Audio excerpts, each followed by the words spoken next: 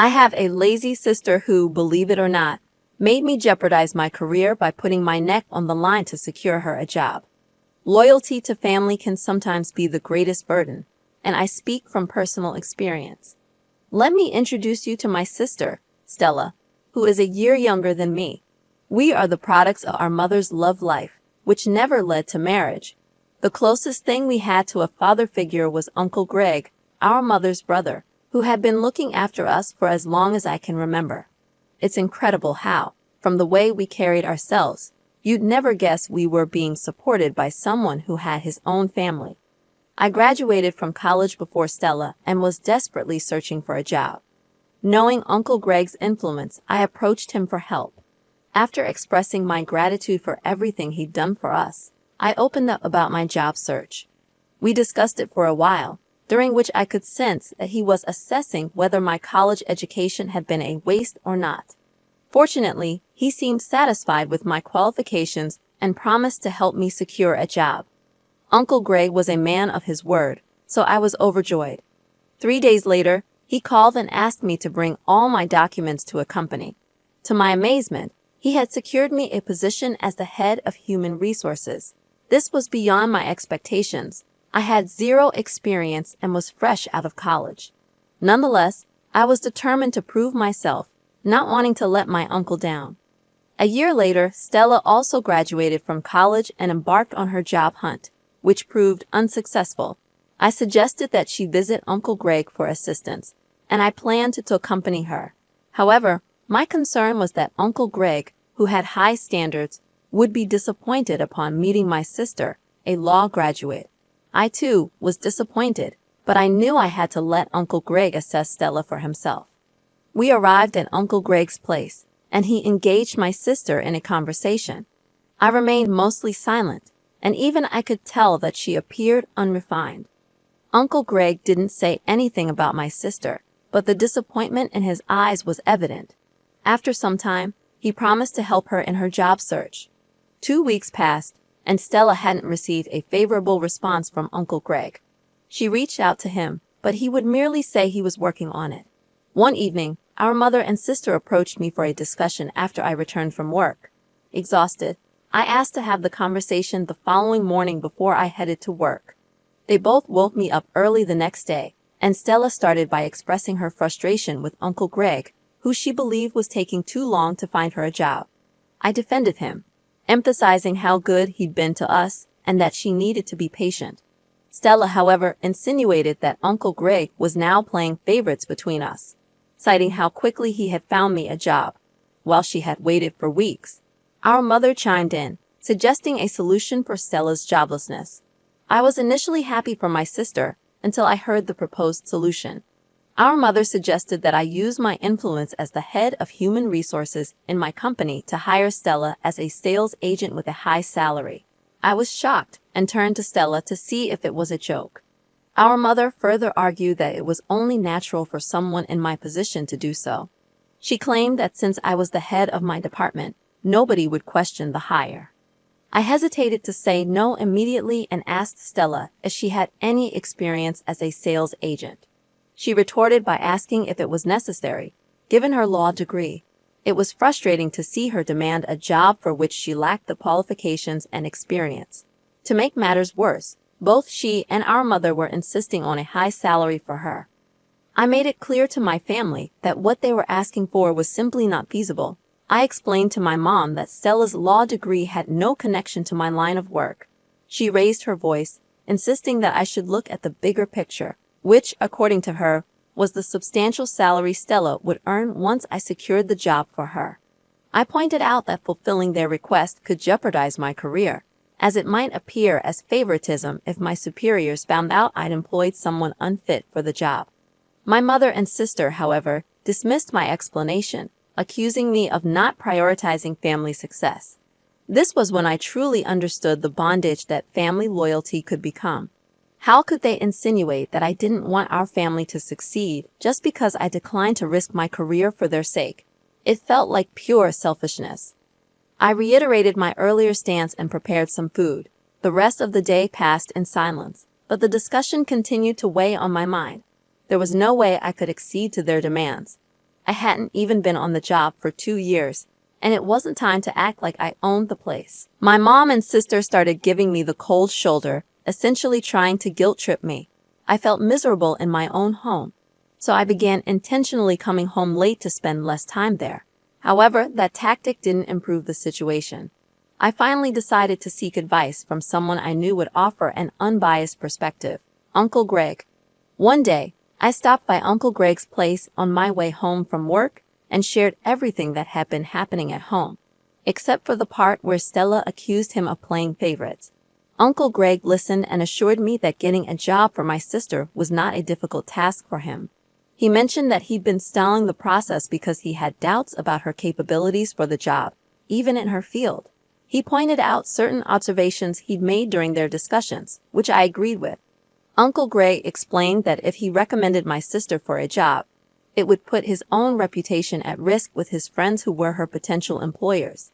He made it clear that she didn't meet their expectations and could damage his standing. He also revealed that the talk of not wanting family success was an emotional ploy to manipulate and guilt-trip me into doing their bidding. He urged me not to sacrifice my budding career for my selfish sibling and suggested that I consider moving out of the house and renting my own apartment if the pressure became too much. Uncle Greg's words deeply resonated with me, and he was right. I needed to let my mother and sister understand that I was an independent person who couldn't be swayed in any direction they wished. But despite this realization, I couldn't bring myself to do it. I decided to make a one-time compromise for Stella's sake. One morning, I approached Stella and asked her to come to the office later that day to pick up her appointment letter. The relief in her demeanor was palpable, and my mother smiled, assuring me that I was making the right decision, even though I knew she was wrong. I was unknowingly setting myself up for a major disaster. Stella came to the office, received her appointment letter, and commenced work. However, the real issue was her lack of productivity, which was evident. The problem was that her role was not in her field of expertise. 2 months later, most of the staff began complaining about Stella's performance. I had to address the issue with my sister before it escalated further. I pointed out that she was not contributing to the company, yet she was overpaid compared to some hardworking, productive colleagues. I explained that, under normal circumstances, firing her would be the best option for the company, but I was using my influence to delay such a decision. Stella defended herself, claiming she was still new to the job and needed time to learn the ropes. While her reasoning was understandable, the real problem was her lack of effort and enthusiasm. She seemed to be lethargic, simply waiting for payday. Just as I was about to dismiss her, she dropped the bombshell. Stella said she was considering taking a 1-month paid leave to attend to her health, despite no apparent health issues. I knew this was just an excuse. Here was someone on the verge of facing multiple complaints, and all she seemed interested in was stirring up trouble. I sternly warned Stella against entertaining the idea of a leave and threatened to fire her if she attempted it. I didn't let the matter rest. When I got home, I brought it to our mother's attention. I reminded her of her assurance to help Stella secure a job. And now, barely 2 months into her employment, Stella was requesting 2 months of paid leave. I made it clear to our mother that if Stella's productivity didn't improve by the end of the month, I would ensure she got fired. Our mother downplayed the situation, suggesting that Stella would get the hang of it in due time. She asked me to be patient with my sister. I agreed to give Stella the month to improve her productivity, and my course of action would be determined by her performance. I patiently waited for my sister to step up and be more productive, but it was a regrettable situation for both of us. Unfortunately, my superior got wind of the ongoing complaints and summoned Stella and me. During the review, it was revealed that Stella hadn't been productive since she started as a sales agent, and I had failed to take the necessary action, which would have been reporting the issue to management. My favoritism was exposed, and we were both immediately terminated. I began pleading for my job on the spot, but I was informed that the decision was final. Stella, on the other hand, rather than showing humility, stated that the job was beneath her, considering her educational qualifications, and walked out of the office while I remained on my knees begging to retain my job. I regretted not heeding Uncle Greg's warnings. His predictions had become a reality. and I had allowed my sister to ruin my career. I returned home, a mixture of tears and anger in my heart, only to find Stella casually sitting on the couch with a bowl of popcorn, watching a movie, seemingly undisturbed by the whole ordeal. I immediately confronted Stella, and we started exchanging heated words. Our mother rushed to the scene, trying to calm the situation. At this point, Stella hadn't shared what had happened, and my anger was directed towards our mother. I began shouting at her, holding her responsible for emotionally blackmailing me into bringing Stella to my workplace. When she learned what had transpired, our mother raised her voice in return and demanded that I never speak to her in such a manner. I regretted that I had been disrespectful, but was unable to control my emotions at that moment. Feeling overwhelmed and wanting to avoid doing something regrettable, I ran out of the house. I didn't know where I was headed, but I knew I needed to be far away from them before my anger got the best of me. I stayed in a hotel for 3 days, crying and not hearing from my mother or sister. After a while, I decided to visit Uncle Greg. He was surprised to see me, especially on a weekday when I should have been at work. He asked about the issue, and I couldn't hold back my tears. It took some time for him to console me, and then I began telling him how I regretted not heeding his earlier warnings. What I didn't mention was that I'd been avoiding his house and calls ever since I helped Stella get the job, because I knew it would disappoint him, and I was right. Uncle Greg was initially upset with me for not listening, but his anger quickly turned to empathy as he understood the pressure of family expectations. He didn't want to discuss the matter further. He simply asked me to get into his car, and we drove back to our house. When Uncle Greg arrived at the house, he was furious. It was the first time either Stella or I had seen him like this. My mother, however, had grown up with her brother and wasn't surprised by his anger. She refused to take responsibility for my job loss and defended herself by stating that all she did was ask me to help my sister secure a job. She and Stella turned the tables on me, claiming that I hadn't guided Stella properly at work. Uncle Greg saw through their attempt to avoid blame and gave them a stern look before assuring me that everything would be okay. He promised to do everything in his power to help me find a new job. I thanked my uncle, who wasted no time in leaving the house. My mother, upon seeing her brother's departure, turned to me and called me a disgrace. She questioned why I had made such a big deal out of the situation and involved someone who had little or no business with it. I couldn't respond the way my emotions wanted me to, so I simply went into my room and closed the door. It has been 2 weeks since the incident, and both my sister and I are jobless. I am not sitting idly, waiting for my uncle to work his magic. I am actively searching for job opportunities and hope for a positive outcome soon. In an update, I can say it has been extremely challenging staying at home with my sister and mother. They have both united against me, making me feel like an outsider in my own family. I returned last week from yet another unsuccessful job hunt, feeling frustrated and exhausted. It appeared that even my uncle was struggling to secure a job for me, and I couldn't blame him. If I had been wiser, I wouldn't find myself in this current disaster. After submitting my qualifications to a firm that promised to get back to me, I decided to rest on the couch for a moment. My short nap was abruptly interrupted about 5 minutes later when my sister started screaming in excitement. She deliberately came to the living room, dramatizing her joy, as if she was deliberately looking for trouble, as she often did. Our mother hurried to her, and she informed her, loud enough for me to hear, that she had been invited for an interview at a law firm. Our mother was thrilled for her, but I tried to mind my own business. However, my sister couldn't resist taking a jab at me, insinuating that she was achieving for herself what sisters and uncles, who claimed to be family, could not do for her. It was a clear reference to me and Uncle Greg. I couldn't allow her to add to my frustration, so I gave a sarcastic laugh, mentioning that people celebrated interview invitations as if they had already landed the job. Not stopping there, I added a cutting remark about interviewers discovering they'd wasted their time with an empty-headed candidate. My sister was visibly affected, and she wanted to confront me, but our mother stepped in, clearly favoring her. This didn't surprise me. I hadn't expected anything different. Stella went for the interview and returned with a smile, informing our mother, right in front of me, that she was preferred over the other candidates and was offered the job on the spot. The pay wasn't as much as she had earned in my firm, but she was assured it would triple in 3 months. My sister and mother took delight in rubbing it in my face, making me wonder about the judgment of the employers who hired her. I also wondered about the quality of the other candidates if Stella was chosen over them. Nevertheless, I decided to wait and see how it would play out because I knew my sister's track record with jobs. In the second update, I had a serious altercation with my mother this morning, all because of my sister Stella. Since she got her job, my mother decided that no one else in the house, except me, should perform any chores, no matter how minor. I had tolerated it until this morning when my mother approached me and demanded that I do Stella's laundry. The demand was insulting, and I refused outright.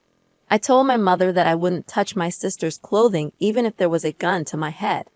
My mother argued that Stella needed to focus on her new job, something she claimed I lacked. According to her, we should support her in any way we could. I asked my mother if Stella had ever done my laundry when I had my job. I finally told her that if Stella was too busy to do her laundry, she could do it herself or take it to one of the numerous dry cleaning services in the city. I retreated to my room, closing the door, feeling utterly humiliated. How could my mother demand that I do Stella's laundry?